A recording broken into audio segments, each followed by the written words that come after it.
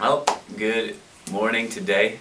This is another weekly notice to my beloved intercessor partners, people that love me and want to cover me. It's March 1st today, Tuesday. I meant to do this yesterday, but didn't happen, and so we're doing it Tuesday instead. So I hope you're having a good start to your week. Last week we did a baptism service, and we actually hit our faith goal of just seeing 100 people at a meeting, and it's a big deal to us because we're actually going to move into our new building pretty soon. I'm going to send out the email today, and so that's really cool. How can I say what God's doing? I mean, we're just continuing to see people get saved every week and give their lives to Christ. And like I mentioned, I don't know if I mentioned before, I think I did our last encounter day 2 weekends ago was just off the chart. It was so good. God really did some powerful stuff in people's hearts. And so this week for youth tonight, we are just really believing God for breakthrough and for people to get saved, for 70 young people to be at the service tonight, and then again Friday 100. There was a lot of obviously visitors and people's parents watching their kid get dunked and stuff like that. So and then for me personally, wisdom and momentum against the resistance. I really feel that in my heart, like, you know, whenever you're pushing against the enemy, whenever you're taking ground, there's going to be at least I feel it, there's a sense of like pushing against barriers, you know, and really pray for strength and continued perspective, because the battle is obviously it's in the mind if you guys are in it, so you know. And so thank you so much for your continued prayers, and thanks Dan for the prophetic encouragement, Dan Chappell.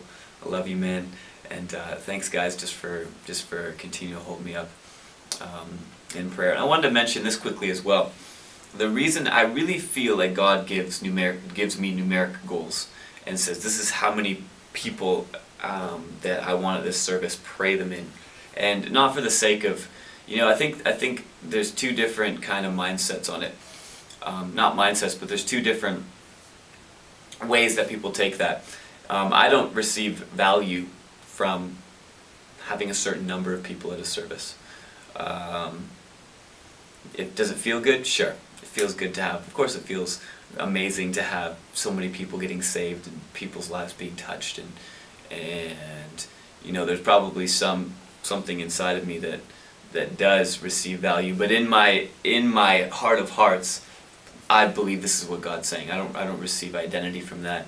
And that's the difference, I think, with some pastors, perhaps, is that if you're not rooted in your identity as a son, then that matters to you maybe more than it should.